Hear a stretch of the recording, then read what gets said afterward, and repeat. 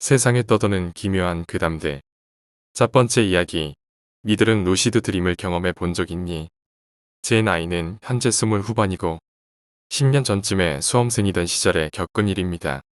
저는 연극 영화과 진학을 계획하고 있었고 당시에 제 하루 생활 패턴은 새벽 6시쯤 일어나 등교 준비, 7시부터 12시까지 학교, 1시부터 12시까지 연습실에서 연습, 그리고 막차 타고 돌아와 2시쯤 취침이었습니다. 아무리 체력이 짱짱한 고등학생이라지만 하루 4시간 취침이 쉬운 일은 아니라고 생각합니다.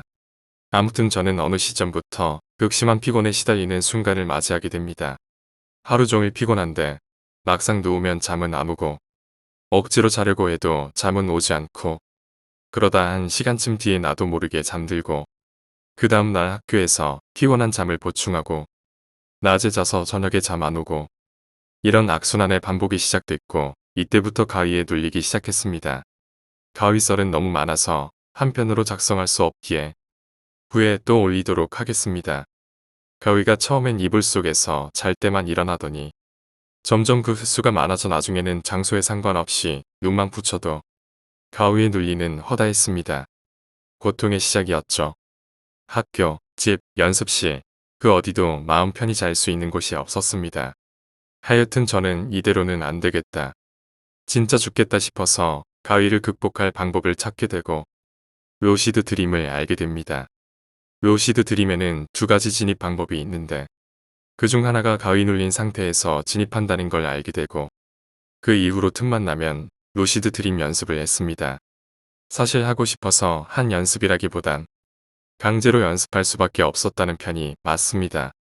365일 중에 300일 정도는 가위에 눌렸거든요.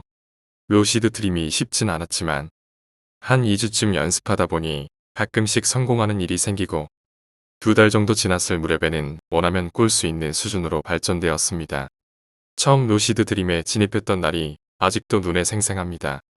어떤 여자아이가 서 있었고 저는 그 여자를 바라보고 있었고 다가가다가 깼습니다. 한 10초도 안 되는 꿈이었던 걸로 기억합니다. 그 이후로 저는 루시드 드림을 꿀 때마다 처음 해봤던 그 여자아이를 찾아다녔습니다. 꿈의 지속시간도 10초, 15초 점점 늘어가게 되더니 가장 전성기 무렵쯤엔 2분 가까이 꾸게 되었습니다. 근데 그 연습 과정 속에서 처음 해봤던 그 여자아이와는 한 번도 만나지 못했습니다. 이 글을 읽으시는 분들이 궁금하실 수도 있을 것 같아 적어보자면 그 여자아이를 찾았던 이유는 무언가 놓치고 있다라는 느낌이 강해서였습니다. 그녀를 알아야만 하는 그런 느낌이랄까요? 그 생각과 동시에 왠지 이쁠 것 같았습니다. 그녀가 내 이상형일 것 같다는 그런 느낌.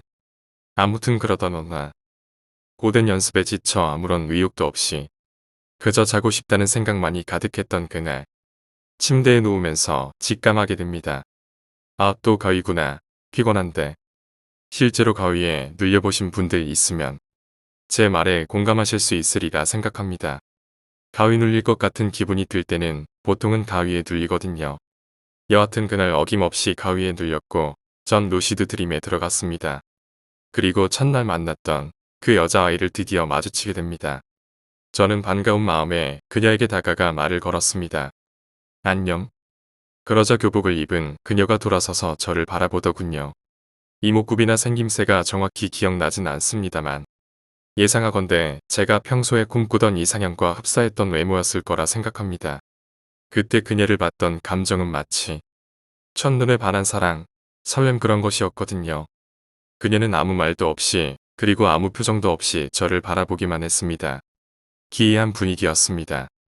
지금 생각해보면 그 당시 그녀와의 만남이 왜 그런 분위기를 띠고 있었을지 이해가 됩니다만 그 당시에는 별로 그런 상황에 문제를 갖지 않았습니다. 아니 생각할 필요가 없었다는 표현이 맞을 것 같습니다. 그냥 그 순간이 좋았습니다. 저는 그저 저를 바라보기만 하는 그녀에게 계속해서 말을 걸었습니다. 대화의 내용이 전부 기억나진 않지만 떠오르는 것으론 이쁘다. 왜 여기 서 있냐 정도네요. 근데 아무리 봐도 처음 보는 사람인데 보면 볼수록 그녀의 모습이 어딘가 낯선 구석에 있다는 걸 깨달은 저는 문득 궁금함이 생겨 그녀에게 물었습니다. 근데 누구야?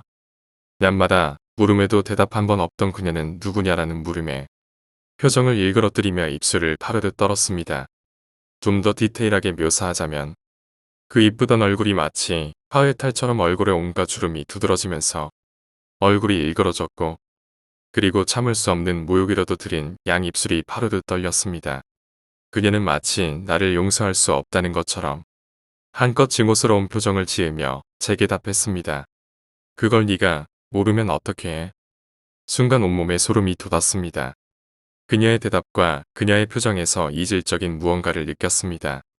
이건 잘못됐다라는 생각과 동시에 그녀의 모습이 마치 귀신처럼 보이기 시작했습니다.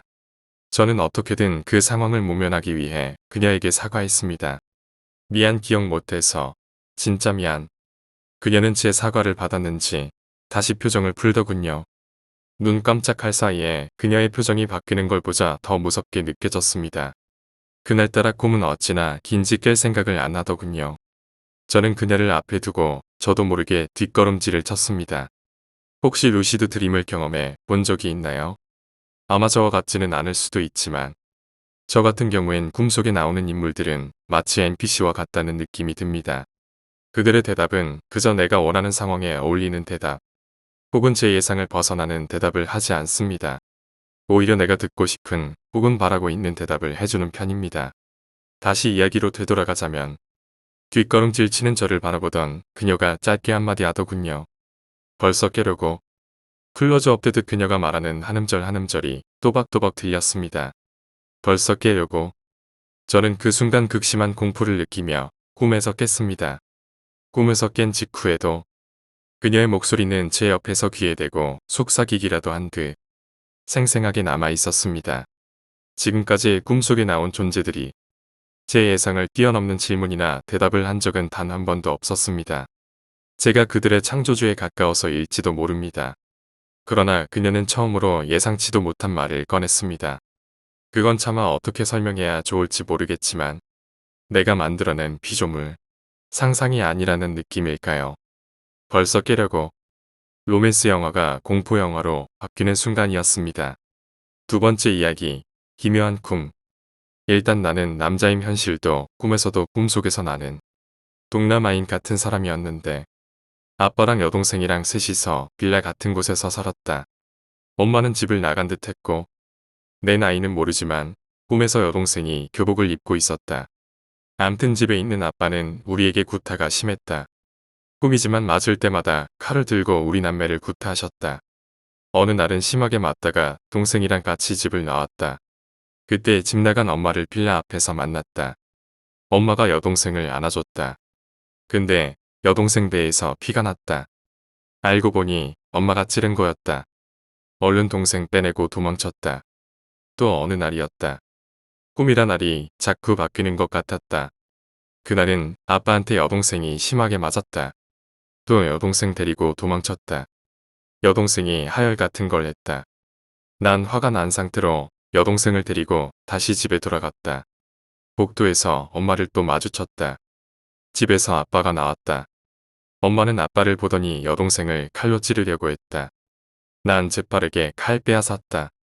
아빠가 난입하여 칼부림들이 이어지고 순간 이건 죽여야겠다는 생각을 하면서 내가 아빠를 칼로 뱉다. 아마 목 경동맥 쪽 벤 듯했다. 아빠를 죽이고 엄마도 마저 죽였다. 여동생을 끌어안고 안심시켜주다 꿈에서 깼다. 이게 다인데 내가 동남아인 거랑 여동생의 교복 그리고 엄마라는 사람이 속이면서 찌르는 것 등등 세세하게 생각난다. 물론 얼굴들은 기억 안 나. 세 번째 이야기, 속임수. 다음 뉴스입니다. 요즘 3인조 상습 범죄에 경민은 밝은 빛의 눈살을 찌푸리며 소파에서 일어났다. 옆에 놓인 핸폰을 보니 9시 38분을 알리고 있었다. 리모컨을 들어 TV를 끄고 동생에게 전화를 걸었다. 동생은 직장을 다니고 있는데 요즘 스트레스가 이만저만이 아니라고 한다. 일에 치이고 상사에 치이고 신입이기도 하고 사회생활이니 어쩔 수 없지만 그래도 안쓰러운 마음이 든다. 그래도 조언을 해주거나 푸념들을 들어주긴 하지만 그 이상 해줄 수 없는 게 안타까울 뿐이다. 여보세요. 수화기 너머로 동생의 목소리가 들린다. 왜 안 와? 지금 가고 있어. 망할 김대리 자식 때문에 오늘 일이 좀 늦게 끝났어. 내가 가서 주옥 같았던 썰 들려줄게. 라고 말하며 전화를 끊었다. 경민은 고개를 저으며 휴대폰을 내려놓았다. 동생과 전화를 끊고 나자 정막만이 감돌았다. 괜히 침만 꼴깍 넘어갔다. 잠시 바람이라도 쐴 겸 베란다 문을 열고 밖을 살펴보았다. 가로등은 반딧불이처럼 반짝였고 그 사이로 공원이 보였다. 그냥 여느 주택가 쉼터로 보였지만 그것이 더욱 불쾌했다. 경민이 이런 느낌을 받는 이유는 요즘 들어 누군가 자신과 자신의 집을 주시하는 것 같은 느낌이 들었기 때문이다. 퇴근하고 공원에서부터 현관문까지 기분 나쁜 무언가가 스멀스멀 몸을 휘감는 듯 했다. 이런 게 한두 번이 아니다. 2주째 계속 이러니 집안에 있을 때도 자연스럽게 몸이 움츠러들게 된다. 갖가지 잡생각이 들고 점점 불안해지기 시작하는 것 같았다. 마음이라도 진정시키려 소파에 앉아서 책을 읽기 시작했다. 그렇게 30분이 지났을까? 카톡 하는 정막을 찢는 알림 소리에 경민은 화들짝 놀랐다. 알림음을 너무 크게 설정해 놓은 탓이었다. 마치 휴대폰마저 자신을 주시하는 것 같았다. 확인을 하려 핸드폰을 드는데 그 순간 초인종 소리가 들렸다. 동생인가? 라는 생각이 들었지만 동생이라면 초인종을 누를 리가 없었다. 이 시간에 누구야? 짜증을 내며 인터폰으로 다가가 초인종을 누른 사람을 확인했다. 하지만 인터폰에는 아무도 보이지 않았다. 안 그래도 신경이 예민한데 누군가의 장난이라고 생각하니 욕이 치밀어 올랐다. 그렇게 뒤를 돌았는데 다시 한번 초인종 소리가 들렸다. 시발 어떤 새끼야? 하며 인터폰을 다시 봤는데 그 자리에서 바로 얼어붙었다. 인터폰에는 한 여자가 서 있었는데 눈은 너무 커서 눈알이 감춰지는 부분 없이 다 튀어나올 지경이었고 입은 너무 찢어져 입이 귀에 걸렸다는 표현이 딱 맞을 만큼 괴기스러웠다. 그 여자는 인터폰을 바라보며 살짝 웃었는데 그 모습이 너무 소름 끼쳐 구역질이 나오려고 했다. 손에는 칼을 들고 있었다. 그리고 인터폰 너머로 희미한 소리들이 들렸다. 경민은 경찰에 신고하려 마음먹고 움직이려 했다. 그때 여자가 뒤로 고개를 획 돌렸다. 경민도 같이 뒤쪽으로 시선이 갔다. 거기에는 누군가 올라오고 있었는데 동생일 거라 확신했다. 자신의 집은 꼭대기층이라 이 시간에 올라오는 사람은 동생밖에 없었다. 둘은 동시에 쿵쾅대며 내려가기 시작했다. 아니 한 명은 도망가고 한 명은 쫓아가는 게 맞는 표현일 것이다. 경민은 신고할 새도 없이 문 밖으로 뛰쳐나갔다. 거의 구르다시피 내려가 뒤쫓았다. 그 둘은 어찌나 빠른지 따라가는 것이 고작이었다. 쫓으면서 마음속으로 애원했다. 동생이 제발 잡히지 않게 해달라고.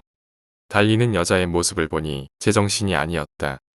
갑자기 뒤로 와 자신을 찌르는 것은 아닐까 두려웠지만 동생을 위해서 따라잡는 것만 생각했다. 5분 정도 뒤쫓는데 어느 골목으로 획 꺾어 들어갔다. 거기는 막다른 골목이었고 둘은 대치하고 있었다. 경진아 형 뒤에 있다. 라고 소리쳤다. 동생과 같이 여자를 제압할 생각으로 천천히 다가갔다. 가면서 경찰에 신고하려 핸드폰을 들었다. 그때 갑자기 전화가 걸려왔다. 확인해보니 동생이었다. 갑자기 머릿속이 혼란스러웠고 전화를 받아보니 형 나 집 가는 도중에 친구 만나서 늦는다고 톡했는데 안 보더라. 무슨 일 있어? 라고 말했다. 경민은 동생의 말을 듣고 머리를 망치로 맞은 느낌이었다. 뭐라고? 그런 저건 뭐야? 라고 중얼거린 경민의 얼굴에는 식은땀이 흘러내렸다. 그것들은 희미한 소리를 내며 점점 다가왔다. 경민은 뒷걸음질 치다 도망치려 뒤를 돌았다. 하지만 거기엔 검은 무언가가 서 있었다. 어두워서 잘 보이진 않았지만 웃고 있었다. 도저히 사람의 이빨이라고 생각하기 힘들 만큼 날카로웠다. 그것들의 웃음소리는 경민의 몸을 휘감더니 어느새 목을 조르고 있었다. 네 번째 이야기, 이대생의 동생. 난 이대생의 동생이다. 난 평범했다. 성적도 중간이었고 티가 나지 않는 성격의 소유자이자 모난 곳 없는 외모의 소유자였다. 그러나 나는 저평가되었다. 우리 누나는 공부를 잘했다. 성적표는 1등급이 대부분이었고 리더십 또한 뛰어났다. 엄마는 덕분에 행복해하셨다. 어딜 가나 누나 덕에 자신도 왕 취급을 받았고 엄마들 모임의 대표가 될 수 있었다. 하지만 나의 엄마로서는 존중받지 못했다. 평범한 나는 다른 공부 잘하고 리더십 있는 친구들의 부모들에게 무시당하는 존재였다. 엄마도 모임에 나가면 쪽팔렸다고 한다. 그래서 나는 무시당하고 힐 안 받고 때때로는 화풀이 대상이 되었다. 어릴 적부터 반복이었고 어느새인가 그건 당연해졌다. 엄마는 점점 약해지셨다. 아빠로부터 관계가 소원해지셨고 직장을 그만두니 경제력이 없었다. 그래서 나는 더더욱 화풀이 대상이 되었다. 무시는 경멸이 되었고 경멸은 혐오가 되어 나의 목을 옥죄었다. 방에 혼자 멍하니 있으면 울었다. 동기가 없었지만 눈물이 나왔다. 나는 망가져 있었다. 나는 공격적이었다가 나약해졌고 무기력해졌고 마침내 잃어버렸다. 감정을 잃었다. 맨정신으론 버틸 수는 없었는지 나는 감정을 느낄 수 없다. 아니 느낄 수 있다. 가슴속 깊이 들어왔던 감정이 내 가슴 겉을 조금 때리고 돌아가는 수준이 되어버렸다. 잘나던 누나는 내가 제일 힘들었던 시기 멀리 떨어져 이대를 갔다. 1년이 지나고 누나는 돌아와서 나에게 말했다. 넌 한남충이고 잠재적 가해자이며 여성들에게 항상 죄책감을 지녀야 할 미개한 존재라고 했다. 나는 비명을 질렀다. 나는 틀렸다. 언젠가는 사과를 받을 수 있겠지. 언젠가는 인정받을 수 있겠지. 언젠가는 웃을 수 있겠지. 나는 그렇게 깨졌다. 나는 가해자다. 5번째 이야기, 자취괴담. 군대 전역하고 대학가 근처에서 자취할 때 겪은 이야기야. 처음 자취할 때라 완전 신나서 여기저기 방 알아보고 그랬는데 딱 마음에 드는 집이 없더라고. 몸도 마음도 지쳐서 그냥 월세 저렴한데 알아보는데 대학로에서 골목으로 좀 들어가면 작은 빌라가 있어. 그 빌라 옆에 3층짜리 주택 위에 옥탑방이 있더라. 뭔가 옥탑방이라고 하면 되게 로맨틱해 보이고 밖에서 고기도 구워 먹고 밤에 야경 보며 담배도 피우고 누워서 수박도 먹고 막 그런 느낌이잖아. 나한테 딱 맞았어. 월세도 절반이나 싸고 내 첫 자취의 로망을 채워줄 것 같은 느낌. 바로 계약한 뒤에 용달 아저씨랑 짐 옮겼어. 근데 첫날부터 실망했어. 그때가 겨울인데 옥상이니 너무 춥고 짐도 덜 풀어서 여기저기 박스 널브러져 있고 아무리 궁필이지만 밤에 뻥 뚫린 옥상에 있으니 누가 올라올까봐 소리에 예민해지고 하여튼 되게 실망하면서 잠들었던 것 같아. 다음날 다시 짐 풀고 청소하고 있는데 어떤 여자 꼬맹이가 올라왔더라.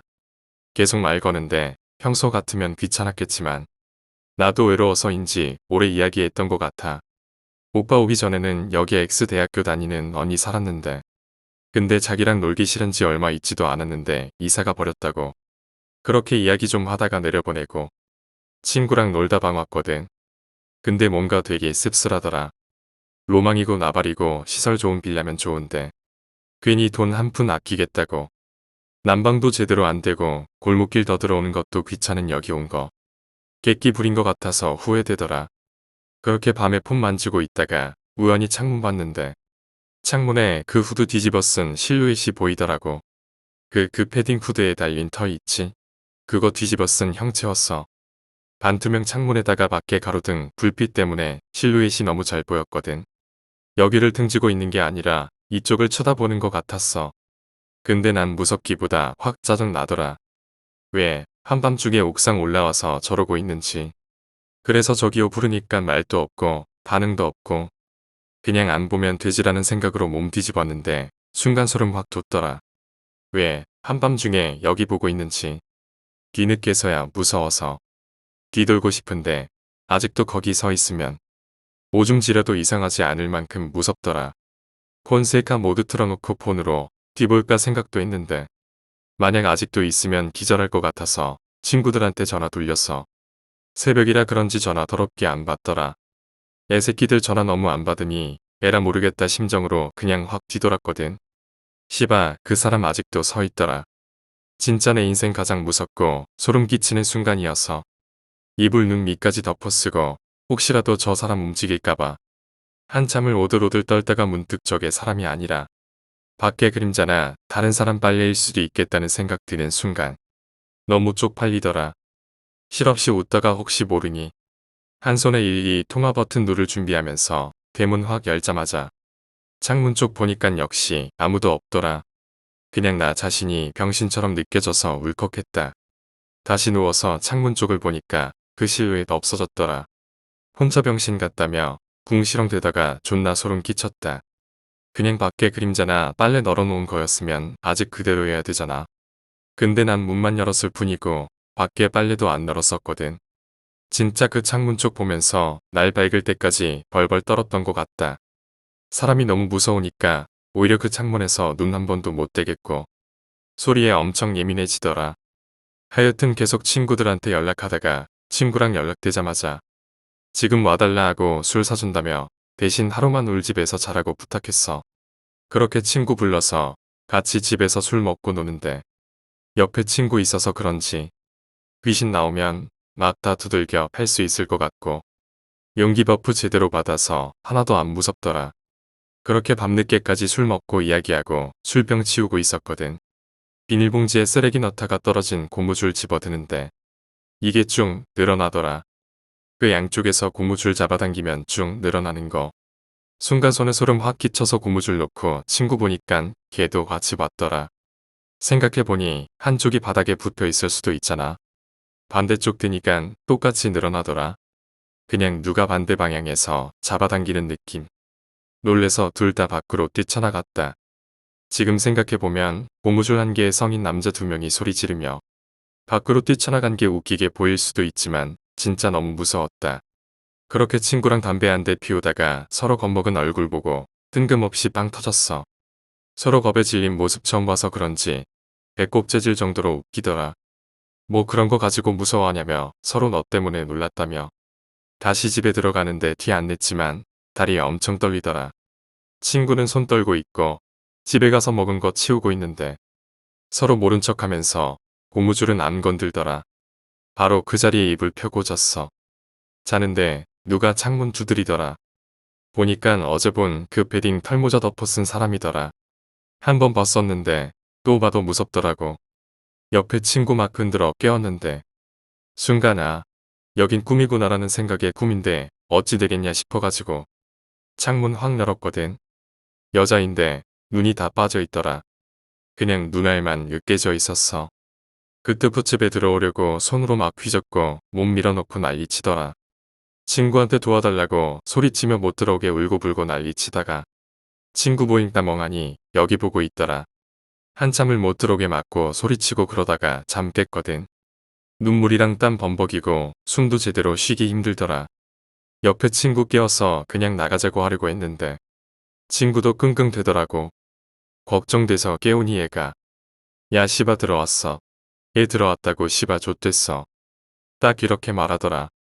그 말 듣고 둘 다 팬티만 입고 옷은 손에 들고 튀어나갔다. 밖에 나가서 이야기해보니까 내가 막 소리치면서 도와달라는 소리에 잠에서 깼고 도와주려고 보니깐 예쁘게 생긴 여자가 창문으로 집에 들어오려고 하는데 왜 소리 지르며 막으려고 하냐고 오히려 나를 말렸대.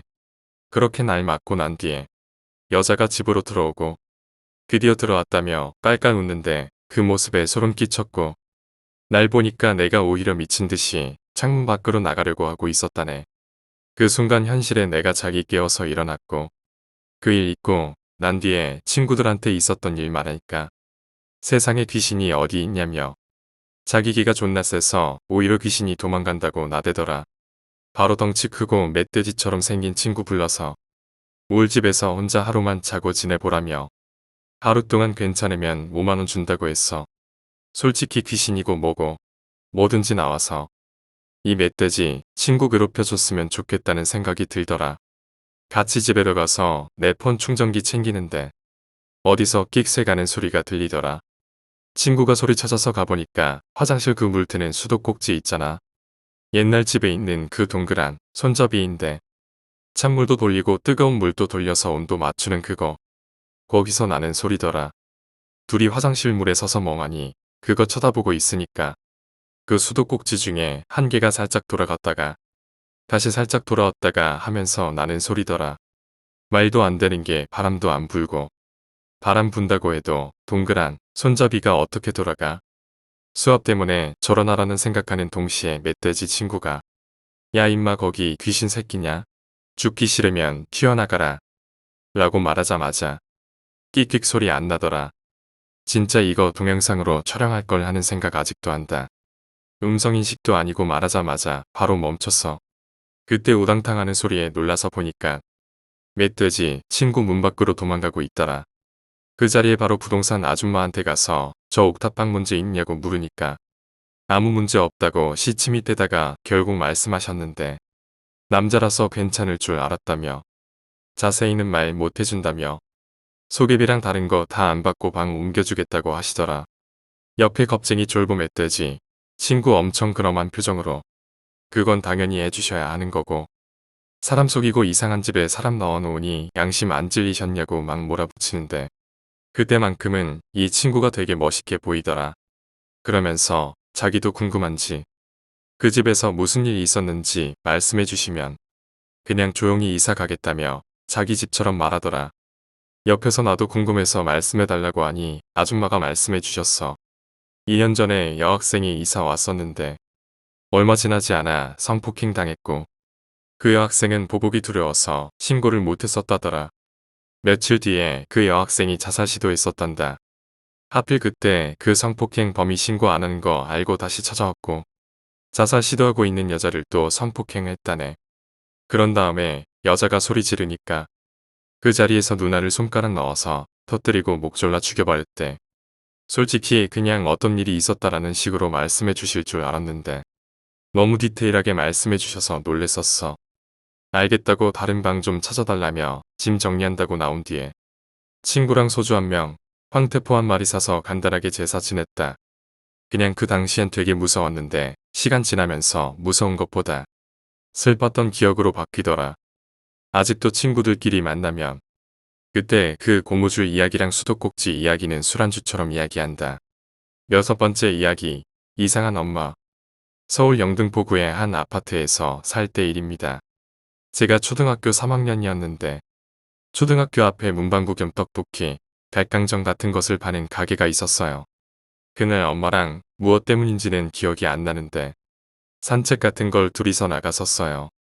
제가 학교 앞에 문방구에서 파는 달강정을 먹고 싶다고 해서 문방구 들러서 달강정을 사서 먹으면서 집에 가고 있었는데 옆에 자동차가 슝하고 지나가더니 한 10m 앞에 규모가 엄청 작은 사거리 1차선에서 사고가 났었어요.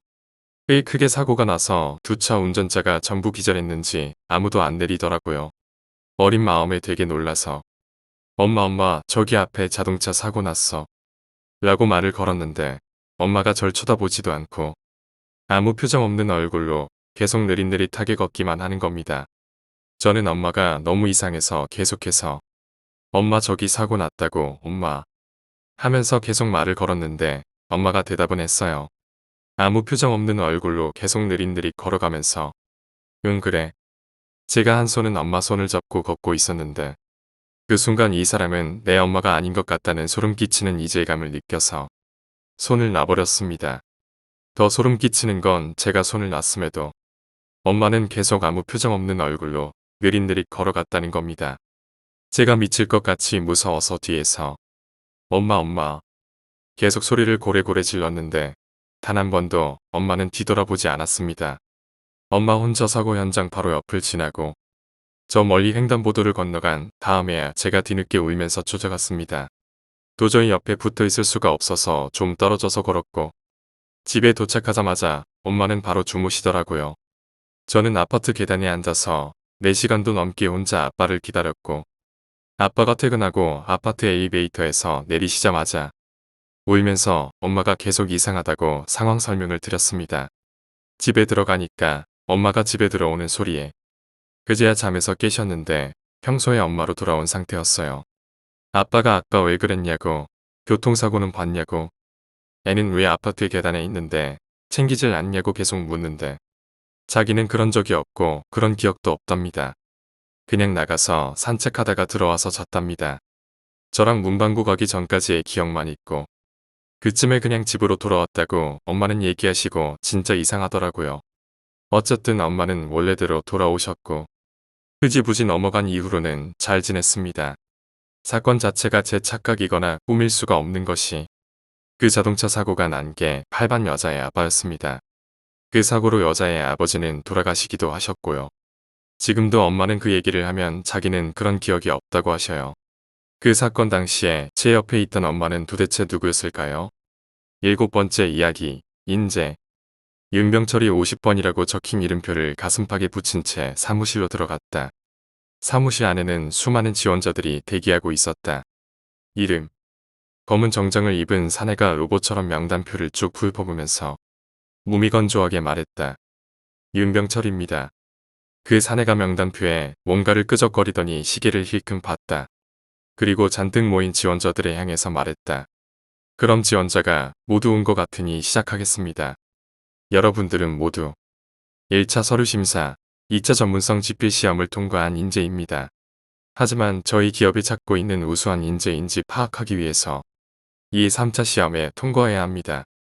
여기 총 50명의 지원자 중 통과한 1인만이 저희 회사로 입사하실 수 있습니다. 한 명만이 합격이라는 소식을 접한 지원자들은 웅성댔다. 하지만 아무도 반발하거나 이의를 제기하지는 않았다. A기업, 세계적으로 가장 경쟁력 있는 기업에 입사할 수 있는 기회가 현재의 극심한 취업난에는 흔치 않았기 때문이었다. 즉, 그들에겐 생존과 직결된 문제였다. 시험관이 주변을 쓱 훑어 분위기를 읽고 이어서 말했다.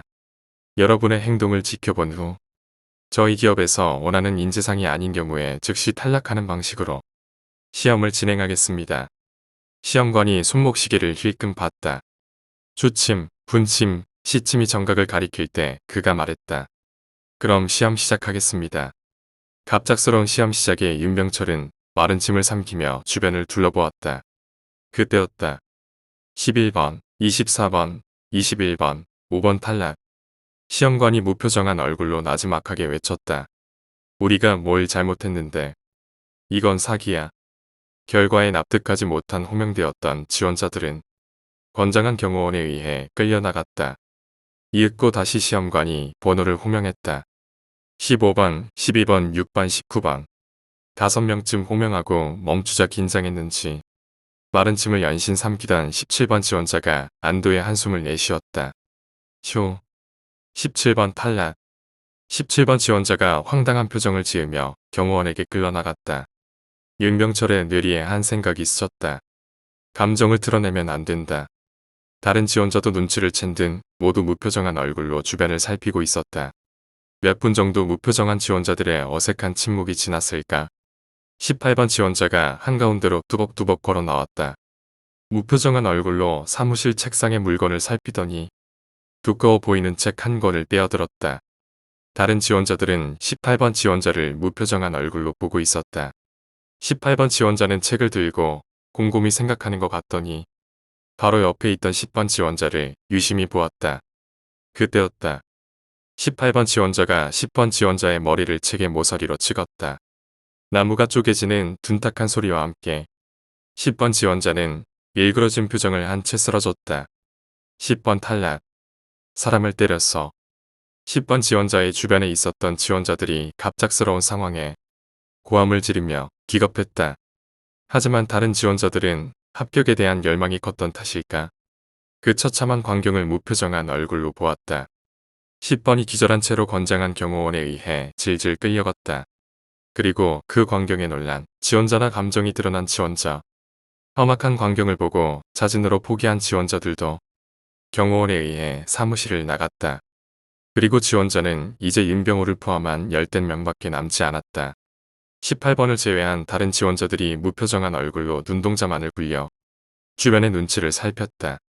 그중 한 지원자가 무표정한 얼굴로 옆에 지원자에게 주먹을 날렸다. 그 주먹이 신호탄이 되어 다른 지원자들도 서로 때리고 치고받았다. 무표정한 얼굴로 서로를 주먹으로 때리고 발로 차고 책으로 찍는 지원자들. 그들의 싸움은 동물의 사냥과 같았다. 아니 로봇들의 싸움이었을지도 모른다. 그들의 행동을 묵묵히 시험관은 지켜봤다. 간혹 상처와 아픔으로 표정을 찡그리는 자가 있으면 명단을 나지막하게 불러 탈락시켰을 뿐이었다. 윤병철은 싸우기는 싫었기에 무표정한 얼굴로 요리조리 피해 다녔다. 18번 지원자가 유일하게 있던 책으로 다른 지원자 비해 월등하게 지원자를 탈락시키자 이제 피해 다녔던 윤병철과 18번 지원자만이 남게 되었다. 18번 지원자가 천장을 보며 말했다. 이제 드디어 취업인가. 그는 거친 숨을 내쉬며 책의 모서리에 잔뜩 묻혀있는 피를 탈탈 털었다. 그리고 책을 들고 무표정한 얼굴로 윤병철에게 돌진했다. 윤병철은 당장이라도 도망가고 싶었으나 그도 역시 취업하고 싶었다. 결혼하고 싶었다. 효도하고 싶었다. 그리고 살고 싶었다. 그도 이제 주먹을 꽉 쥔 채 달려오는 그를 보며 준비를 했다. 하지만 주먹은 도구를 이길 수 없었던 탓일까. 윤병철은 달려오는 18번 지원자에게 머리가 찍혔다. 하지만 그는 이를 악물고 참아냈다.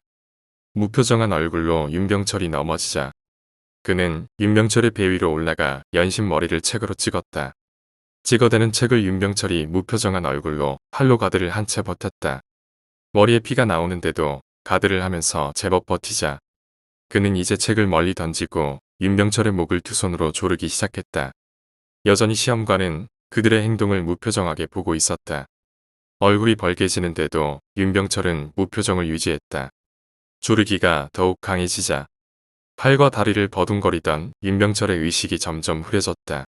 죽음의 공포와 탈락의 공포가 그를 덮칠 때쯤 그의 바둥거리던 팔에 뭔가 뾰족한 것이 만져졌다. 볼펜이었다. 다른 수가 없었던 윤병철은 혼신의 힘을 다해 볼펜으로 그의 목을 깊숙이 찔렀다. 그의 눈동자가 갑자기 커지며 조르기의 힘이 약해지자 윤병철은 그를 발로 차고 일어났다. 하지만 그도 콕콕거리며 일어났다. 목에 볼펜이 꼽힌 채로 무표정한 얼굴로 일어난 18번 지원자는 목에 꼽힌 볼펜을 뽑았다. 물이 흐르는 파이프가 터진 듯 시뻘건 피가 구멍 사이로 분사되었다. 그는 그런데도 무표정을 유지했다. 1등 해야 돼. 그리고 그는 피가 뿜어져 나오는 목을 왼손으로 막은 채 여전히 무표정한 얼굴로 윤병철을 향해서 다시 돌진했다. 초점 없는 눈으로 목을 막은 채 튀어오는 그. 하지만 이내 윤병철 근처에서 헛주먹질을 하고 앞으로 쓰러졌다. 윤병철이 거친 숨을 내쉬며 안도했다. 드디어 취업. 그때 우당탕거리는 소리가 들렸다. 경찰이다 손들어. 예상치 못한 상황이었으나 윤병철은 무표정을 유지했다. 당신을 살인죄로 체포한다. 윤병철의 손에 수갑이 채워졌다. 윤병철이 뭔가 할 말이 있듯이 경찰을 향해서 입을 열었다. 뭐 할 말이라도 있습니까? 하지만 그를 묵묵히 보고 있는 시험관을 뒤돌아보고 그는 뭔가 생각하고 입을 다물었다. 시험관이 무표정한 얼굴로 연행되는 윤병철의 뒷모습을 보고 싱긋 웃었다. 역시 그는 회사에서 원하던 우수한 인재였다.